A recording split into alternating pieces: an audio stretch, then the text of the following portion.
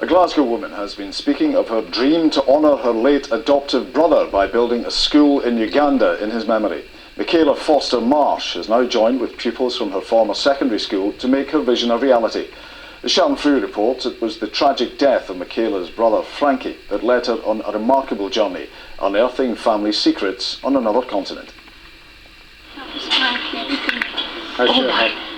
They shared the same name and the same mother, but didn't know each other existed.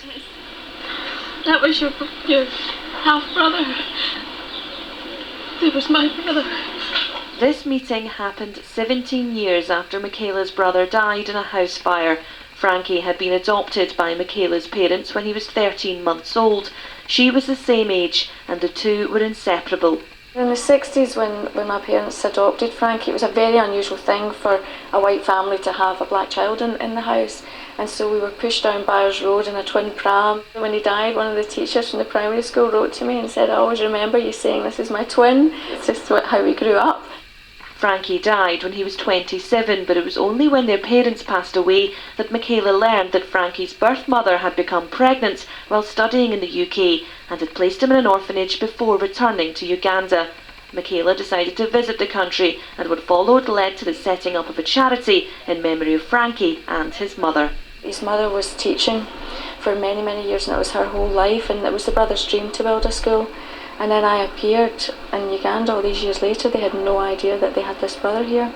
Frankie and Michaela were both pupils of Shawlands Academy in Glasgow. The school is now twinned with the charity, which has been called Starchild. Do you think that one day we'll have this school? Ahead of a fundraiser tomorrow, pupils were shown a model of the school that Starchild hopes to build in Uganda.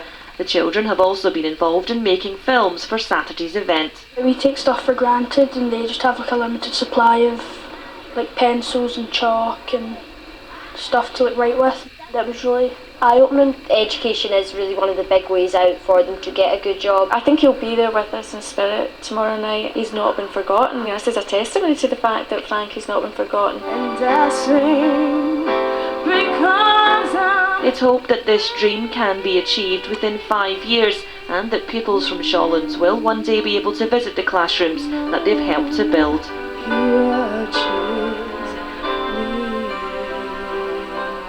Sharon Frew, STV News, Glasgow.